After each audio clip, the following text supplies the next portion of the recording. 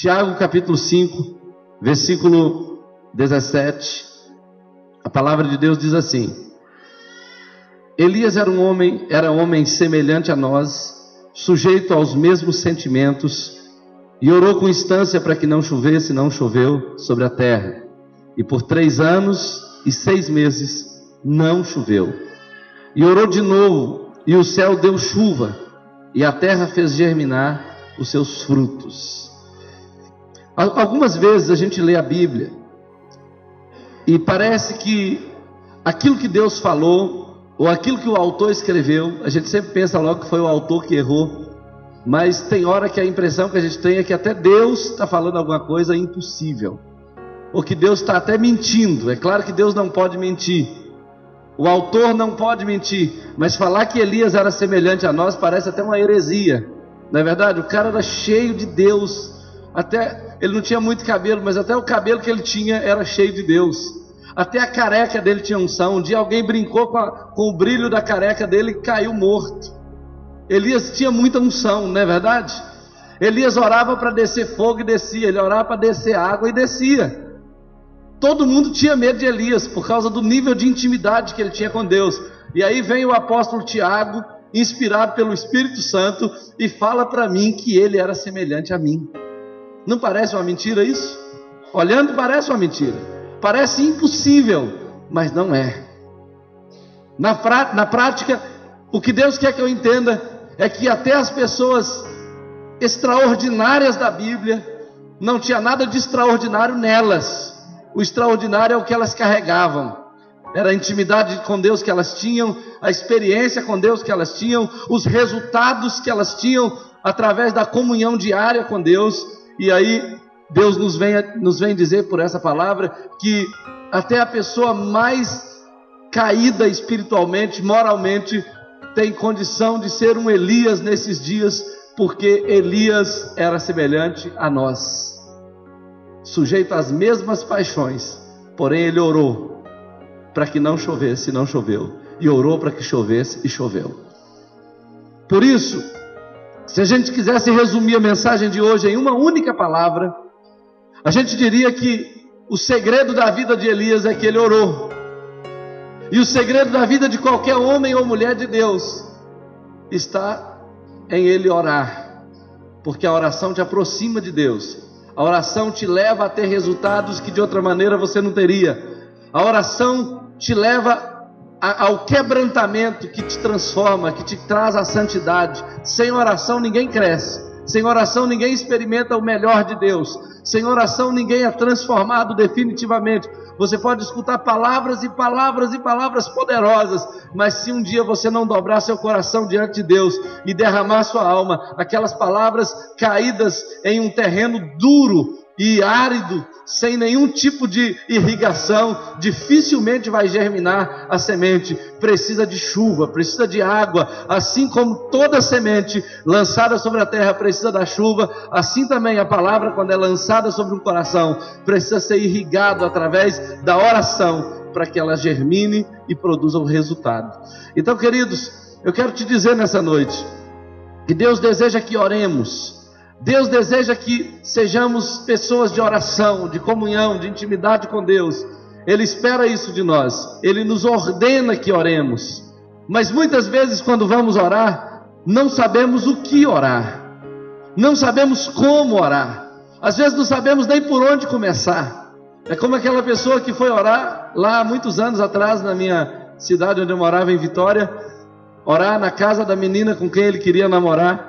E o pai, pensando que o cara era muito crente, e ele falou assim: então você vai fazer a oração. E ele olhou para um, olhou para o outro, fechou o olho, abriu o olho e falou assim: eu esqueci o diabo da reza. O cara esqueceu a oração porque ele não era de oração. Isso parece uma piada, mas aconteceu com meu amigo taxista lá de Vitória. Então, queridos, olha bem, o que devemos orar? Como devemos orar? Que tipo de oração devemos fazer? Por que uns têm resultado na oração e outros não? Por que a oração é tão poderosa na vida de umas pessoas e outros não experimentam nada dela? O que é importante na oração? Eu quero te falar hoje de 7 tipos de oração. 7 orações poderosas, 7 orações que todo mundo tem que fazer, e tem que fazer toda vez que orar, a menos que você não queira algumas dessas coisas. Mas quando você ora, essas 7 orações, você tem os resultados dela na sua vida. Tem história para contar. Eu quero te falar primeiramente das 7 orações. Depois eu quero te falar das razões ou dos segredos para a sua oração funcionar. E depois eu quero te falar o que acontece quando você faz isso. A primeira oração que todo mundo deve fazer é o que a Bíblia chama de oração intercessória. A oração intercessória é aquela oração que você se coloca entre Deus e um problema, ou entre Deus e especialmente outra pessoa. Então vamos imaginar o seguinte, que você tem um parente com doença, você tem um amigo desempregado, você tem alguém com problema no casamento, e você então se coloca diante de Deus em favor daquela pessoa. Mas quando a Bíblia fala de oração intercessória, ela não fala necessariamente de você citar essa pessoa diante de Deus em oração. Muitas pessoas citam: Senhor, abençoa o fulano de tal, em nome de Jesus, amém, e também o fulano de tal, e o ciclano, e o outro, e o pastor, e mais não sei o quem, e faz aquela citação de nomes diante de Deus, e vai embora, e continua fazendo outras petições. Mas a oração intercessória é o ato de entrar em guerra, de travar uma batalha, de lutar em favor de alguém que você tem certeza que está naquele momento dependendo de você na intercessão.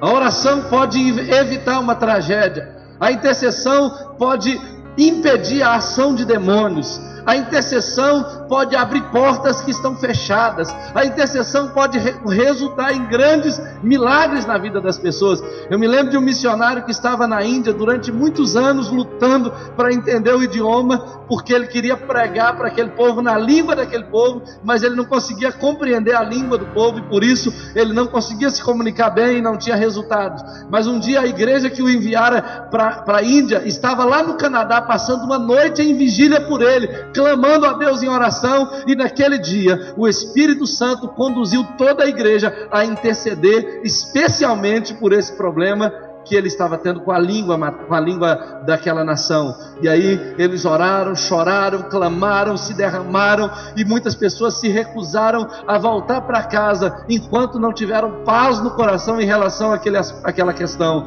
E aí, quando foi algum tempo, chegou uma carta daquele missionário dizendo que naquele dia ele nem sabia que tinha alguém orando por ele, mas naquela madrugada ele também se recusou a dormir, e ele ficou tentando traduzir a Bíblia, traduzir algum texto, e o Espírito Santo impelia aquele homem a pegar a caneta e tentar escrever alguma coisa, e de repente, não era caneta, era pena, e de repente ele, tomado pelo Espírito Santo, começou a chorar e foi tocado por Deus de uma maneira extraordinária, e começou a escrever, e começou a entender aquela língua e escrever de uma forma milagrosa. Então a intercessão permitiu que houvesse resultado a centenas de milhares de quilômetros de distância, porque uma igreja clamou a Deus, uma igreja invocou a Deus. A Bíblia diz que um dia Satanás chegou até Jesus, numa noite daquelas, próxima à crucificação, e ele disse o seguinte: olha, eu gostaria que o Senhor me concedesse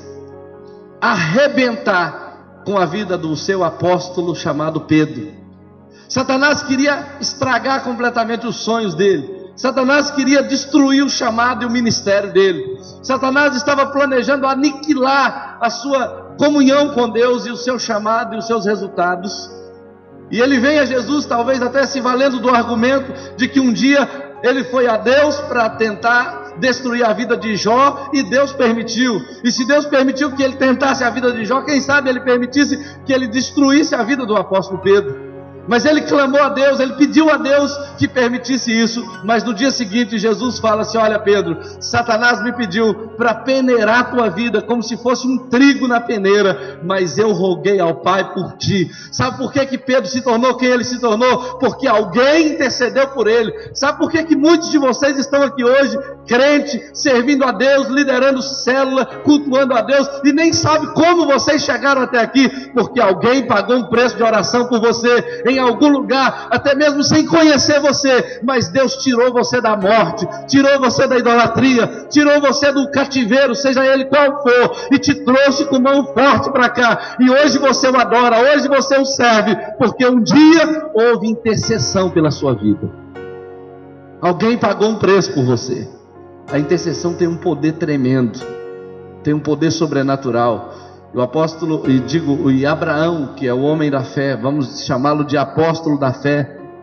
Abraão batalhou com Deus durante uma noite inteira, quando soube que Deus ia destruir Sodoma e Gomorra, e lá estava seu primo, seu sobrinho, lá estava sua família, filho do seu irmão, e ele queria tanto que Deus protegesse aquela família, que ele não conseguiu dormir aquela noite. Eu não sei se algum crente aqui, eu não vou falar para constranger, mas se algum crente aqui alguma vez já teve experiência de não conseguir voltar para a cama, porque estava orando a Deus, e o Senhor insistia que você devia continuar orando. E sabe, isso é intercessão. A intercessão é uma coisa que deve ser feita toda vez que oramos. É claro que nem sempre você passa uma noite inteira intercedendo, mas quando você está em intercessão, na verdade, você está interferindo no destino de uma pessoa, você está interferindo na história da vida de alguém que poderia morrer naquele dia, que poderia acabar seu casamento naquele dia, que poderia falir naquele dia. Através da intercessão, você dá um novo desfecho para aquela história, porque a oração pode muito por seus efeitos, diz a palavra de Deus. Então essa é uma oração que tem que ser feita. Não é uma citação, é uma intercessão. É brigar por aquilo que você brigaria se fosse causa sua, mas quando Deus coloca no seu coração, você faz. Olha, a Bíblia fala, eu citei esses dois exemplos. O primeiro de Abraão está em Gênesis capítulo 18, e o de Pedro está em Lucas 22. Mas existe uma outra oração, que é a oração de livramento. Livramento. Todos nós, diariamente, precisamos ser livres de alguma coisa, livres de uma atitude errada, livres de uma decisão errada, livres de um pecado cometido, livres de uma maldição que fica rondando a nossa vida, livres de um pecado que tenta nos assolar e nos escravizar, livres de pensamentos maus, livres de uma infinidade de coisas. Precisamos de ser livres. E aí, já fomos libertos pelo sangue de Jesus, sem dúvida nenhuma. Somos crentes, adoramos a Deus, não tem dúvida nenhuma disso, mas entenda uma coisa: a libertação tem que ser conservada, o livramento tem que ser mantido. E aí, de vez em quando, de tempo em tempo, alguma coisa vem para nos prender outra vez, e nós precisamos nos manter livres. E aí, queridos, essa oração se chama oração de livramento. E dois textos na Bíblia são interessantes a respeito disso. Um está em 2 Reis capítulo 19, e o outro em 2 Reis capítulo 20. Os dois textos, um depois do outro, tem uma história muito interessante. 2 Reis 19, capítulo 19, a partir do versículo 1, conta a história do rei Ezequias, que era um grande homem de Deus, um homem cheio do Espírito Santo, um homem que tinha comunhão e intimidade com Deus, que trouxe grande mudança na nação, no sentido espiritual, político. Mas foi um homem que foi visitado pelo mal, e durante algum tempo os inimigos cercaram aquela nação, e tudo que Ezequias podia fazer é ficar dentro de casa, dentro do palácio, preso, sem poder sair do lado de fora dos muros, e ouvindo cada dia uma notícia pior, dizendo que os inimigos estavam prestes a entrar, a invadir, a tomar, a destruir tudo, a arrebentar com todos, a matar a todos. E o rei sabia que, humanamente falando, não tinha possibilidade de vitória, e ele ouviu isso durante algum tempo, e durante algum tempo ele foi humilhado, durante algum tempo ele foi completamente arrebentado na sua autoconfiança, na sua segurança que ele havia construído para a nação durante algum tempo. E aí, até que um dia ele não suportava mais, depois de ouvir tanta blasfêmia, tanta zombaria do seu Deus, e a Bíblia fala que ele entrou na casa do Senhor. A história desse homem mudou quando ele entrou na casa do Senhor, e ali ele orou a Deus, contou para Deus. Tem até uma música que a Ana Paula fez que relata a oração desse homem. Ele orou assim: ouve, ó Deus, as palavras de afronta. Lembra dessa música? Escute, Senhor, sei lá, não me lembro da letra.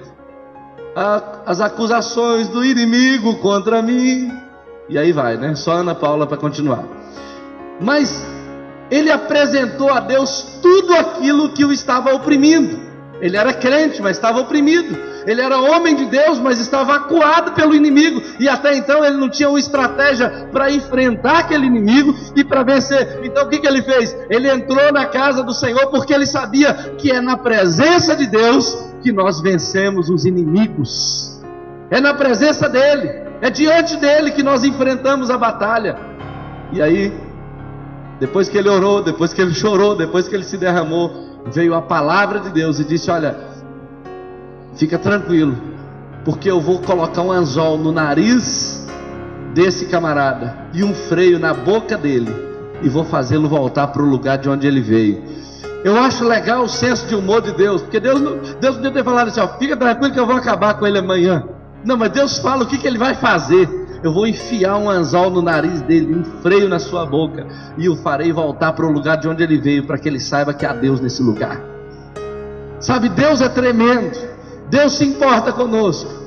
E Deus faz questão de dizer: olha, aquele inimigo que te afronta, aquele inimigo que te ameaça, aquela situação que está te intimidando, te envergonhando, te perturbando, tirando o seu sono, te fazendo sofrer muito, saiba de uma coisa: eu vou lutar por você a respeito dela. E do jeito que ele apareceu, ele vai desaparecer no nome de Jesus, se houver oração. Antigamente a gente falava o seguinte, que quando você ora, se você, como é que é? Se correr, o bicho pega, não é assim? Se ficar, o bicho come, não é assim? Quem lembra disso? Tinha até uma música assim. Só que a gente aprendeu. Alguém colocou água aqui para mim, mas não abriu. Mas foi bom que eu mantive ela. Olha só, a gente depois começou a mudar essa frase, dizendo o seguinte: que enquanto o mundo diz, se correr o bicho pega, e se ficar o bicho come, a gente falava o seguinte: se correr o bicho pega, mas se orar, o bicho foge. Quando você ora, o capeta sai correndo, ele tem medo de homens que oram por livramento, de pessoas que contam para Deus o que o diabo está fazendo, e aí vem o livramento. Esse homem também teve um problema com doença. Logo depois que ele teve o livramento, passou um tempo de paz, um tempo de vitória. Aí veio uma doença e o acometeu, e ele ficou deitado na sua cama, esperando a morte chegar. E aí vem um profeta de Deus e fala com ele assim: põe a tua casa em ordem, porque morrerás e não viverás. Morrerás e não viverás. Olha, é uma notícia muito ruim. É melhor morrer sem saber que vai morrer, do que ficar sabendo que daqui a qualquer momento você vai estar morrendo, porque a sua sentença de morte já foi decretada. O rei Ezequias diz que ele não estava pronto ainda para morrer. Ele vira para a parede, clama a Deus, invoca ao Senhor, e a Bíblia fala que aquele mesmo profeta que trouxe a mensagem para ele de que ele ia morrer, voltou com uma nova mensagem em seguida, dizendo: olha, o Senhor manda dizer que você não vai morrer mais, e que ele acrescenta mais 15 anos na tua vida. Olha, por que ninguém mais na Bíblia teve aumento de anos? Provavelmente porque ninguém mais pediu. Porque o único que pediu, o único que a Bíblia diz que pediu, recebeu. A Bíblia não fala que se você pedir você recebe, se você bater a porta se abrirá, se você buscar você vai encontrar. A Bíblia fala que esse rei pediu e o Senhor concedeu. Então essa é a oração por livramento. Ore a Deus por aquilo que está te acuando. Ore a Deus e clame a Deus por aquilo que está te chateando, te entristecendo, te desanimando. Às vezes você fala assim: ah, estou muito desanimado. Mas só falar que está desanimado não vai mudar a sua história. Então você vai colocar diante de Deus e falar: Deus, eu estou muito desanimado, porque tal coisa está me desanimando, mas no Senhor eu me fortaleço no nome de Jesus. E aí você se levanta e enfrenta aquele mal. Outra coisa, a outra oração muito importante e necessária para quem quer ter vitória na oração, é o que eu chamei de oração de arrependimento. Porque eu não posso apresentar a minha vida diante de Deus e obter vitórias, livramentos, interceder por alguém e ter resultado, sem que o meu coração se arrependa diante de Deus. O salmista uma vez falou o seguinte: se ele não contemplasse, se ele não tivesse enxergado a iniquidade no coração dele, o Senhor não o teria ouvido. Então, na verdade, quando não existe em nós a disposição de arrependimento, não existe da parte de Deus a disposição de resposta. O arrependimento precede a resposta. E aí, lá no capítulo 32 lá no Salmo 32 e Salmo 51, você vai encontrar o salmista contando para nós como foi que ele pecou e como foi que ele foi perdoado. Não são todas as pessoas que têm coragem de pegar um livro que todo mundo vai ler ao longo de muitas gerações e dizer como foi que ele se sentiu quando pecou. Imagina você escrevendo um livro só dos seus pecados, né? Detalhando tudo que você fez e dizendo como você se sentiu e como você encontrou perdão em Deus. Sabe quem tem coragem de fazer isso? Aquelas pessoas que sabem quem é o Deus a quem ele serve. É aquelas pessoas que conhecem o amor do Pai. É aquelas pessoas que sabem que encontrarão perdão e encontrarão misericórdia. Quer ver? Abra comigo sua Bíblia aí, no Salmo 32, eu quero te mostrar uma coisa. O Salmo 32 é o relato de Davi em relação ao que ele sentiu quando pecou, e até o dia que ele foi restaurado pelo Senhor. E ele depois teve condição de escrever esse salmo. Ele começa falando no versículo 1 assim: bem-aventurado aquele cuja iniquidade é perdoada e cujo pecado é coberto com o sangue de Jesus, é propiciado. Depois, lá na frente, eu quero continuar a partir do versículo 5. Confessei-te o meu pecado, a minha iniquidade não mais ocultei. Disse: confessarei ao Senhor as minhas transgressões. Tu perdoastes a iniquidade do meu pecado. Sendo assim, todo homem piedoso te fará súplicas em tempo de poder encontrar-te. Com efeito, quando transbordarem as muitas águas, não o atingirão. Tu és o meu esconderijo, tu me preservas da tribulação e me cercas de alegre cantos de livramento. O salmista encontrou cura para o seu coração, encontrou força para a sua alma. E na verdade ele estava se sentindo tão bem depois de confessar o seu pecado, que ele disse que Deus era o esconderijo dele, era lá que ele se escondia, porque antes dele entrar nesse esconderijo, ele disse que os seus ossos se consumiam por dentro por causa do pecado, a sua pele tinha ficado alérgica, ele estava completamente perturbado, ele não tinha paz no seu coração, mas depois que ele confessou, ele encontrou alívio, ele encontrou cura, ele encontrou resposta. Então, querido, ninguém pode ter vitória, ninguém pode ter grandes experiências na oração, se não tiver coragem de chegar diante de Deus confessando os seus pecados e se arrependendo deles. Essa oração é indispensável, é necessária para quem deseja ter vitória.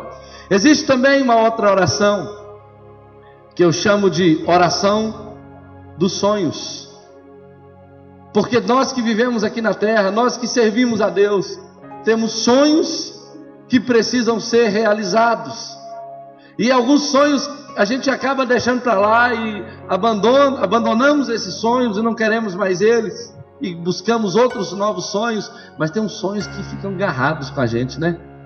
Tem uns sonhos que você não quer largar.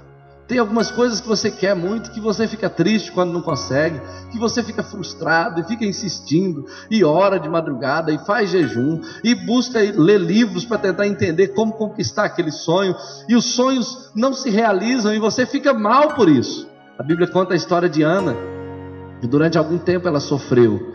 Durante algum tempo ela queria ter um filho e não conseguia. A sua rival, chamada Penina, tinha filhos, e ela via aqueles meninos e falava: por que o Senhor não me dá filhos? E o marido dela vinha todo amoroso e falava assim: olha, você para mim, eu sou para você mais do que 10 filhos, eu te amo, eu não preciso que você me dê filhos para eu te amar, eu te amo sem filhos mesmo e tal. E ele tentava consolar o coração dela, mas nada consolava o coração dela, porque o sonho dela não estava sendo realizado.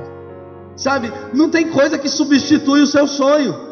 Não tem nada que por melhor que seja, por extraordinário que seja, que ocupa o lugar daquilo que Deus colocou no seu coração.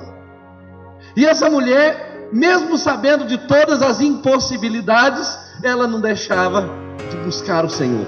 Ela não deixava de insistir. Ela é um exemplo de pessoas que não desistem. Ela é um exemplo de pessoas que lutam por seus sonhos. É um exemplo de pessoas que até mudam o jeito da oração, se for necessário para realizar o sonho. E ela pediu tanto um filho para ela e não teve. Mas um dia ela falou: Deus, se o Senhor me der um filho para mim, eu dou o meu filho para o Senhor. Eu só quero ser mãe, eu só quero gerar. E ela chorou diante de Deus, e ela insistiu com Deus, até que a Bíblia conta que o Senhor atendeu a sua oração, e aquela mulher realizou o seu sonho. Se você ler o capítulo 1 de 1 Samuel, você vai ver essa história. Mas se você ler o capítulo 2, você vai perceber que uma mulher triste e angustiada do capítulo 1 se transforma numa mulher cheia de alegria, cheia de júbilo, uma mulher que cantava maravilhosamente bem, uma mulher que tinha um rosto muito alegre, de uma hora para outra. E isso tudo aconteceu porque ela viu o seu sonho realizado. Sabe, queridos, essa oração do sonho, ela deve acontecer na sua vida. Às vezes você fala assim: eu não vou pedir a Deus não, porque Deus não está preocupado com isso não. Olha, se é para o seu bem, Deus está preocupado. Se é para a sua alegria, Deus está preocupado. Se é alguma coisa que vai te ajudar a crescer, que vai ajudar a cumprir o propósito, Deus está preocupado. Deus não faz questão de nada. Deus não é mesquinho. Deus não está importando se você vai precisar de andar de um carro importado para ganhar uma pessoa que só anda de carro importado, ou se você vai precisar de subir de posto para ganhar o supervisor, o diretor, o dono de alguma empresa, ou se você vai precisar de morar numa favela para ganhar um pobrezinho que ele deseja usar. Deus está interessado na realização de um sonho, e se você colocá-lo diante dele através da oração, você vai gerar para a glória de Deus.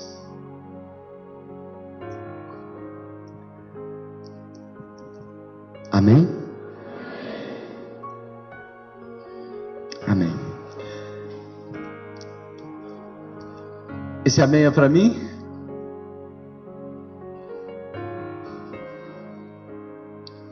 Ou é para você mesmo? A partir de agora nós vamos conversar assim. Se o que eu pregar você quiser para você, você fala amém. Eu não vou falar amém mais não. E se eu falar amém e você não quiser falar amém, não fala amém. Combinado? Você só fala amém naquilo que você crê que é para você. Mas não fala quando eu perguntar não. Fala amém qualquer hora que você quiser. Combinado assim? Aleluia. Sabe por quê? Porque se você crê, a palavra entrou no seu coração, naquela hora você pode falar amém, porque você está ligando a palavra, você está tomando posse dela. Mas se você esperar eu falar amém depois que eu terminei minha frase, pode ser que já passou a hora, a fé já foi até embora, e você já nem está preparado para receber a vitória. Então, se você crê em alguma coisa, pode falar amém. Receba em nome de Jesus, toma posse e vai para a galera, em nome de Jesus. Existe uma terceira oração, que é, uma sexta oração, quinta oração, que é a oração da direção. Você sabe que todos nós somos autodirigíveis. A gente sabe o que quer, a gente sabe onde tem que ir, a gente sabe o que precisa ser feito amanhã, todos nós sabemos. Mas curiosamente, todo mundo aqui já quebrou a cara, nem que seja uma única vez na vida, porque achava que o certo era fazer aquilo que você fez e na verdade não era. Sim ou não? Ou alguém aqui nunca quebrou a cara? Quem nunca errou nenhuma vez aqui, só para eu saber, levanta a mão. Que bom. Achei que aqui tinha algum ET, alguém de outro mundo. Mas olha só, todos nós erramos, sabe por quê? Porque embora a gente saiba tudo que tem que ser feito, muitas vezes aquilo que a gente sabe está completamente equivocado, porque Deus tem outros planos para nós. E Moisés sabia disso. Lá no capítulo 33 de Êxodo, a Bíblia diz que um dia Deus chama Moisés e fala o seguinte: Moisés, eu tenho andado com vocês, eu tenho dirigido vocês, eu tenho abençoado a vida de vocês de muitas maneiras, mas agora eu cansei de vocês. Vocês são de dura serviço, esse povo é duro de coração, e eu estou disposto a a desistir de andar com vocês, e eu não mais irei com vocês daqui para frente, senão eu vou matar vocês. Deus falou assim. Até Deus estava meio assim, por aqui com o povo, porque Deus falava que era uma coisa e eles queriam outra. Deus dava o melhor e eles queriam as cebolas do Egito. E Deus fala: olha, eu cansei, eu estou indo embora. E Deus chegou até a falar para Moisés: se você quiser, eu até faço um outro povo com você, mas esse povo aí eu não quero saber dele mais. Aí Moisés entra na brecha diante de Deus, porque o temor de Moisés, dentre outras coisas, era dirigir 3 milhões de pessoas sem a direção de Deus. Porque Moisés era sucesso total, mas quem estava no controle era Deus, não era ele. Agora imagina Moisés sem Deus, falando: beleza, agora esse povo é meu. Ele estava no sal, ele estava frito. E aí, queridos, a Bíblia fala que Moisés entra na presença de Deus e fala: Senhor, se o Senhor for embora e não quiser andar conosco mais, antes do Senhor fazer isso, tira meu nome do livro. Se for para viver sem Deus, eu prefiro a morte, eu prefiro o inferno do que viver sem a tua presença, sem a tua direção. Sabe, queridos, às vezes a gente precisa brigar pela direção de Deus. Hoje de manhã eu contei a história aqui de um amigo meu que estava montando uma loja lá no shopping de Ipatinga e ia investir uma grande quantidade de dinheiro. E ele então já tinha buscado em Deus, orou a Deus a respeito. Eu conheço ele. Ele é um homem que não faz nada sem saber exatamente a vontade de Deus para a sua vida. E ele clamou a Deus, e Deus deu uma direção muito clara e falou: você pode pagar até tanto nessa franquia para começar esse negócio. E ele então orou a Deus, teve essa certeza e ligou para o dono da franquia e falou: olha, eu posso pagar tanto. Eu orei a Deus e Deus falou comigo que é só tanto. E esse cara falou: você está ficando louco, a gente nunca vendeu por esse preço, e a gente tem outros clientes aí mesmo na sua cidade, a gente não vende por esse valor.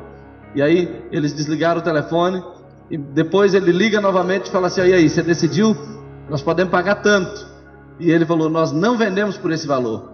E aí depois esse cara começa a ligar para ele falando assim: olha, é melhor você pagar o que nós exigimos, porque nós vamos acabar vendendo para outro, e você vai perder essa oportunidade. E ele falou assim: não, você vai fazer no valor que eu te disse, porque Deus disse para mim que eu só podia pagar nesse valor.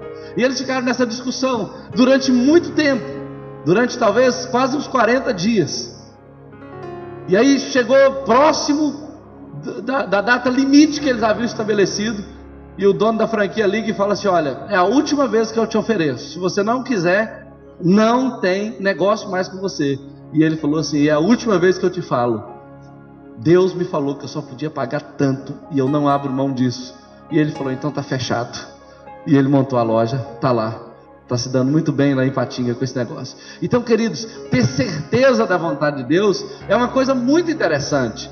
E muitas vezes a gente faz as coisas porque não tem tempo de esperar a vontade de Deus, e a gente toma muito prejuízo, sofre muito com essas questões. E aí, nesse texto, a gente aprende que se nós insistirmos em saber a direção de Deus, Deus vai fazer questão de andar conosco e de nos guiar.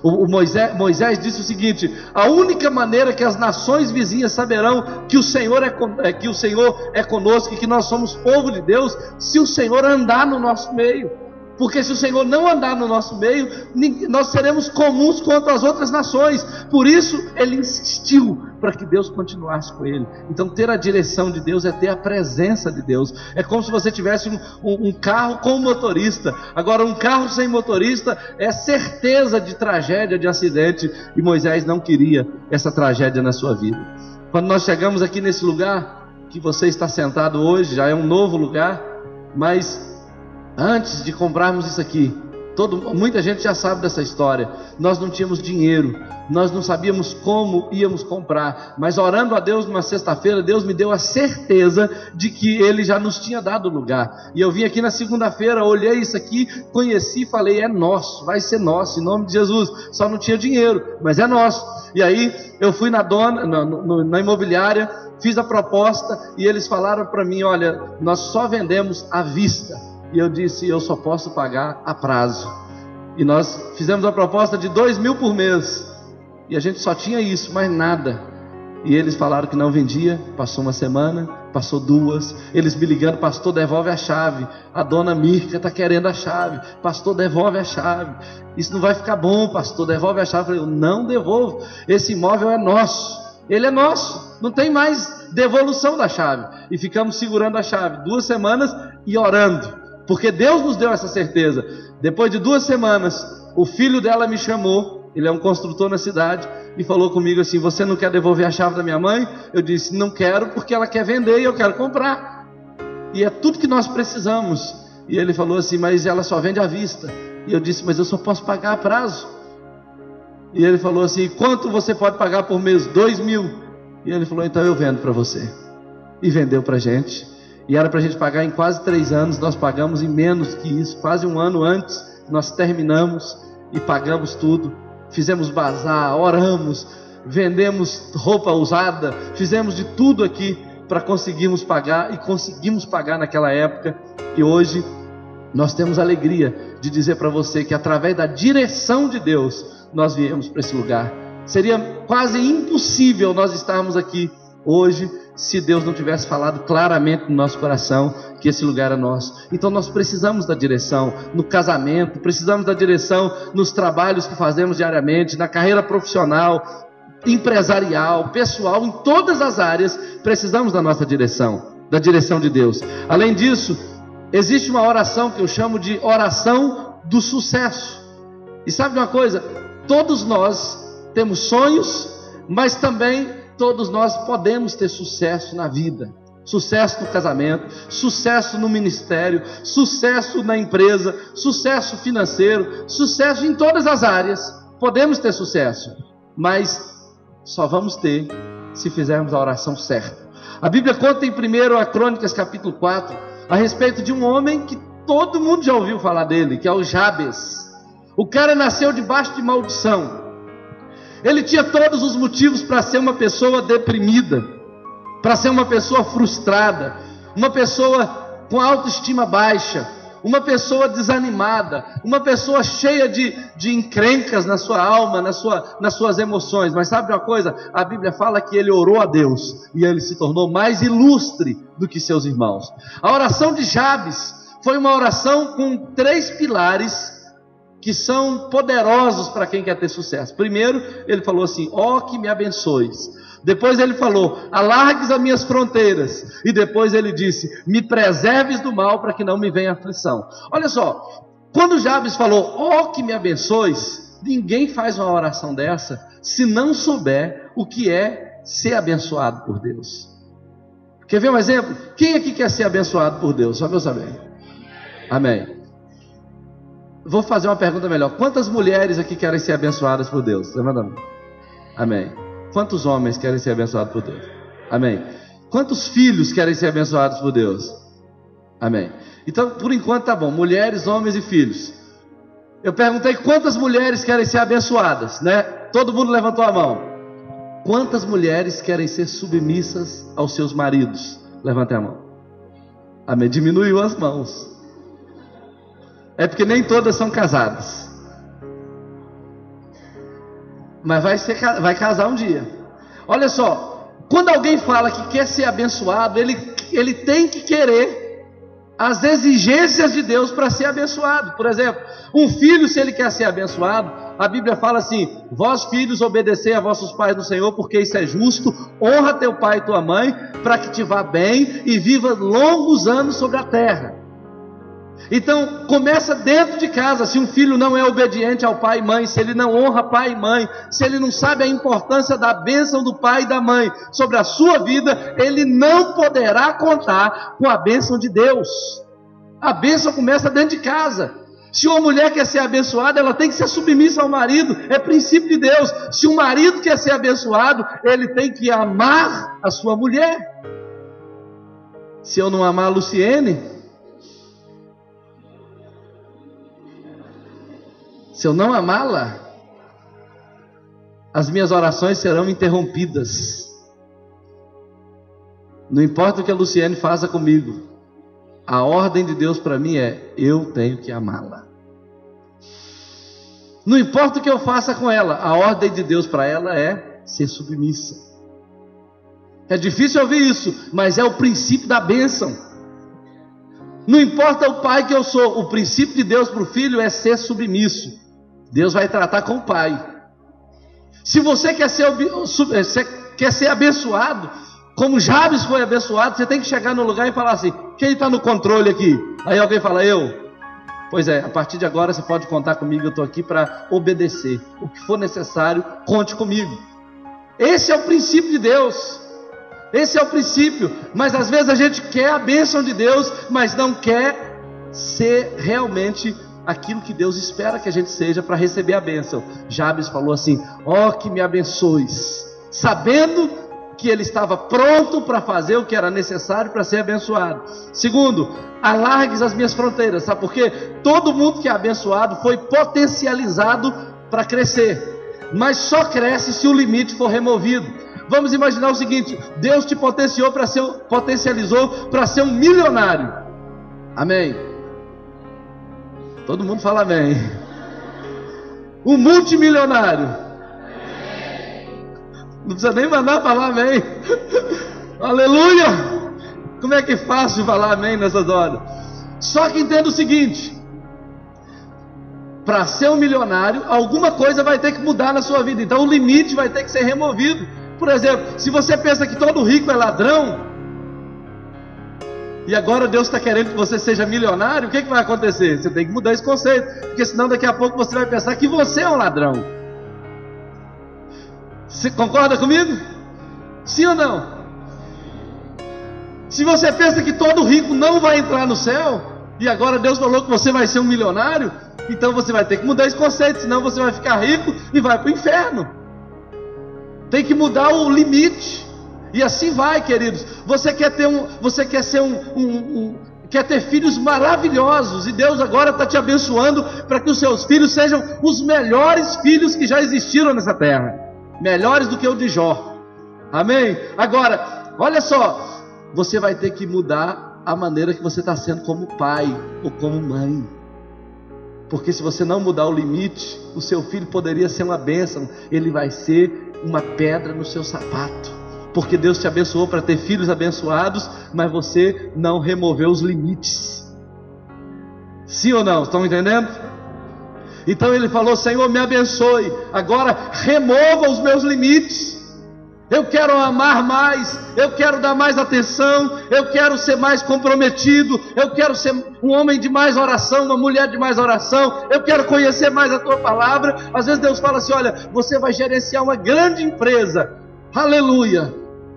Aí você fala assim: pode até ser, mas se eu tiver que ler alguma coisa, eu detesto ler.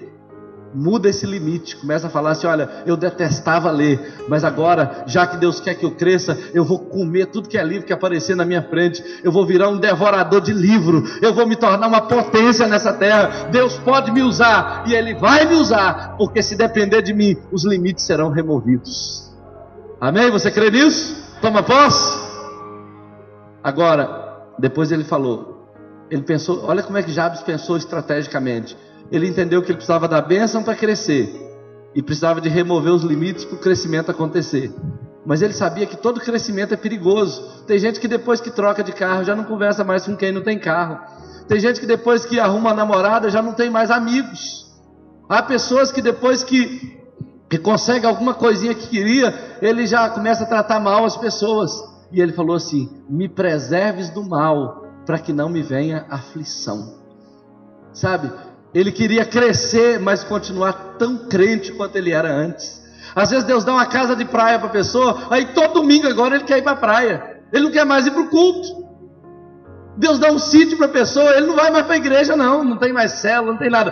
Tudo dele agora é porco, é galinha, é minhoca, ele fica cuidando de couve, de não sei o que, de lavoura, e não esqueceu completamente do chamado dele.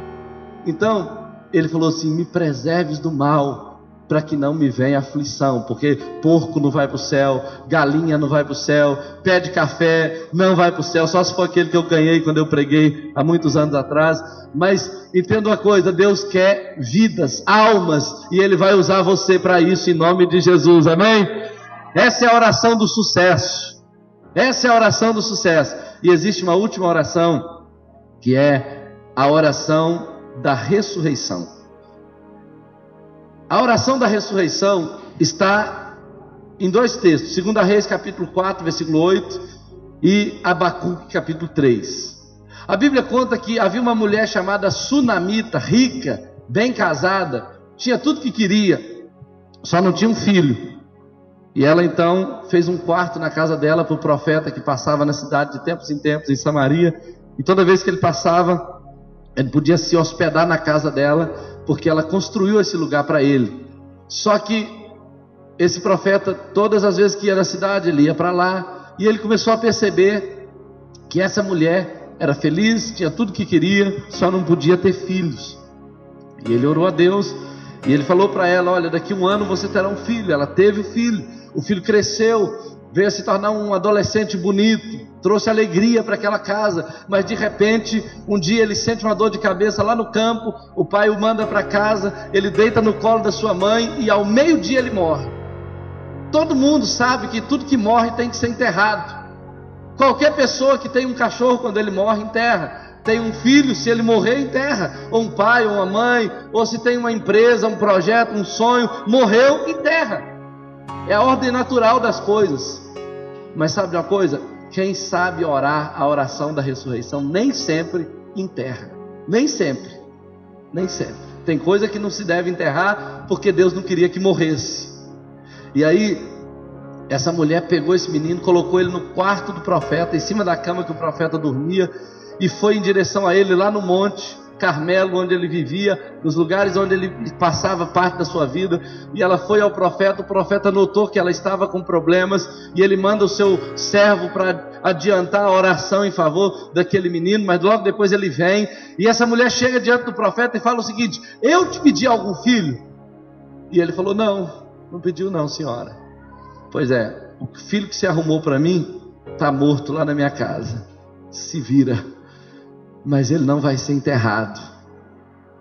Isso é uma atitude de quem sabe orar a oração da ressurreição. Esse homem vai para lá. Eu acho que é uma das únicas vezes que você vai encontrar Eliseu obedecendo uma mulher. Ele vai para lá, caladinho, não discute com ela, deita em cima do rapaz, ora, sopra nele, levanta e anda dentro do quarto, depois deita em cima dele novamente e ora e repreende e clama a Deus. Não sei lá o que Eliseu pediu a Deus, mas ele estava apertado, porque uma mulher, quando fica nervosa, meu irmão, você sabe que o negócio fica feio. Ele ficou em crise, mas ele clamou a Deus, ele buscou a Deus, e a Bíblia fala que aquele menino que estava morto reviveu. E ela pegou aquele menino, ele pegou aquele menino e devolveu para sua mãe. Olha só, o profeta Abacuque, em um momento da sua vida, ele falou assim: aviva a tua obra, ó Senhor, no meio dos anos, torne-a conhecida. Deus sabe que existem algumas coisas que morrem na nossa vida que não deveria morrer. Às vezes Deus colocou um sonho no seu coração, você conquistou e hoje ele está engavetado, hoje ele está parado. Deus colocou um ministério, um talento, um chamado na tua vida e ele está parado. Deus te deu uma família e você queria tanto essa família e hoje você não dá nada por ela. Deus te deu alguma coisa e você hoje está tratando aquilo de qualquer maneira. Entenda uma coisa: se alguma coisa está morta na tua vida, se você não tem alegria mais para ler a Bíblia, não sente mais paz quando ora, quando busca a Deus, não tem mais prazer de estar na casa de Deus, na célula, ou onde quer que seja, saiba de uma coisa: Deus nessa noite está colocando essa ferramenta na tua mão, a ferramenta poderosa que é a oração da ressurreição, e aquilo que está morto vai reviver na tua vida, em nome de Jesus. Deus vai trazer vida novamente, creia nisso, porque Deus está levantando você como um homem que vai mudar o destino das coisas através da oração. Elias era um homem sujeito às mesmas paixões, homem comum, semelhante a nós, mas a diferença é que ele orava e acontecia. Por que muitas orações que fazemos não acontecem? Por que não acontece como a gente queria que acontecesse? Por que a gente não tem tanta vitória na oração? Primeiro, olha só, toda oração tem que ser feita a Deus. Não adianta você orar a ninguém, não precisa orar no meu nome, a mim. Não adianta você orar a outro Deus, a um santo, tem que orar a Deus. Segundo, toda oração tem que ser com fé. Vou só dar os pontos para você. Toda oração tem que ser com fé. Se você orar sem fé, você não tem vitória. Terceiro, toda oração tem que ser em nome de Jesus, porque o único nome que Deus reconhece é o nome de Jesus. Toda oração tem que ser em nome de Jesus. Toda oração tem que ser perseverante. Isso quer dizer que se você começou a orar há 10 anos atrás e ainda não teve a vitória, você tem que continuar orando. Eu me lembro da história de Moody, que orou parece que 30 anos por um amigo seu, para ele se converter, e ele nunca converteu. Mas quando ele estava morto, o pregador que estava fazendo o culto fúnebre disse o seguinte, que admirava Moody, porque ele era um homem perseverante, contou esse exemplo. Mas diz ele que um dia ele chamou Moody e falou: você não acha que está na hora de parar de orar por essa pessoa? Porque se Deus quisesse salvá-lo, ele já teria salvo. E Moody falou o seguinte: eu não creio que Deus me colocou orando 30 anos por uma pessoa que ele não deseja salvar. E a Bíblia fala que até o último dia da vida de Moody, ele orou por esse homem. Mas enquanto o pregador contava essa história, o homem por quem Moody orava estava lá no culto fúnebre, porque eles eram amigos. E aí, quando o pastor estava contando essa história, esse homem começou a chorar e foi tomado de uma convicção de pecados e aceitou Jesus no dia da morte desse homem. Oração tem que ter perseverança. Não desista daquilo que você está orando. Continue orando, porque a oração tem resposta. E talvez você não sabe, mas até aquelas orações pelas quais você clamou um tempo e desistiu, elas já podem até ter tido resposta. Mas o ideal de Deus é que você persevere até chegar a resposta. Toda oração tem que ter ação de graças. Você ora, pede, clama, luta, batalha, mas agradece. Porque a gratidão, ela faz um fechamento na oração. Você está honrando aquele a quem você está pedindo. Outra coisa, toda oração deve ser com hora marcada. Você que fala assim: olha, essa semana eu preciso orar, e não marca a hora, você passa a semana sem orar. Mas escolhe um horário de meia-noite a meia-noite do outro dia, deve existir algum horário para você. Então clame a Deus em algum desse horário. Nem que você tenha que acordar no meio da noite para orar, mas escolha um horário para falar com Deus. Escolha um horário, porque Deus estará lá para te esperar naquele horário. E se você não for, da próxima vez, pede perdão para Ele por ter pisado na bola naquele horário de compromisso. Outra coisa, toda oração deve ser o tempo todo. Você marca a hora e encontra com Deus, mas depois que você sai dali, mantém a sua oração na mente, no pensamento, o tempo todo. Toda oração tem que ser de acordo com as Escrituras, porque Deus só dará aquilo que Ele prometeu, Deus só responderá aquilo que Ele disse. Se Ele não falou, Ele não tem obrigação de cumprir. E toda oração deve ser sem repetições. E existem duas maneiras de você repetir uma oração. Primeiro, você decora a oração e toda vez que você vai falar com Deus, você fala a mesma oração. Essa oração mecânica não tem resposta. Toda oração também pode ser repetitiva quando você crê que Deus já te respondeu e você continua pedindo como se não tivesse a resposta. Então, uma vez que você creu que Deus já te deu, pare de pedir e comece a agradecer e profetizar. E por último, toda oração tem que ser profética, porque a oração profética ela sela a oração. Por exemplo, você pediu, clamou, insistiu, guerreou, batalhou, e agora você começa a dizer: Senhor, eu creio que o mundo espiritual já está liberado, eu creio que o Senhor já ordenou os teus anjos, eu creio que as portas já estão abertas, eu creio que aquilo que eu pedi já está nascendo, o Senhor já está trazendo a luz, eu creio que eu verei com os meus olhos, não com outros, eu creio porque o Senhor é o Deus Todo-Poderoso. E quando você vai liberando a palavra, você vai gerando através da palavra profética. Por isso, eu termino com o meu último ponto. O tempo de Elias chegou. A Bíblia fala que Elias era um homem sujeito às mesmas paixões, um homem semelhante a nós. Elias não era diferente de você e de mim, mas ele orou para que não chovesse e não choveu, e orou para que chovesse e choveu. O tempo de Elias chegou. E o tempo de Elias chega quando pessoas comuns fazem coisas incomuns através da oração. O tempo de Elias chegou quando coisas extraordinárias começam a acontecer através de pessoas normais, através de pessoas previsíveis, através de pessoas que você não espera nada delas, pessoas que você nunca viu falando, que você nunca viu fazendo nada extraordinário, mas que estão buscando a Deus na intimidade. Você vai ver coisas extraordinárias começarem a acontecer na sua vida, na sua célula, no seu ministério, na sua liderança, lá dentro da sua casa, no seu casamento, na sua empresa. Deus vai começar a visitar a sua vida em todas as áreas, e aquilo que alguém disse que era impossível vai começar a ser possível. Aquilo que alguém disse que nunca aconteceria vai começar a acontecer através da oração dos Elias que Deus está levantando nessa noite.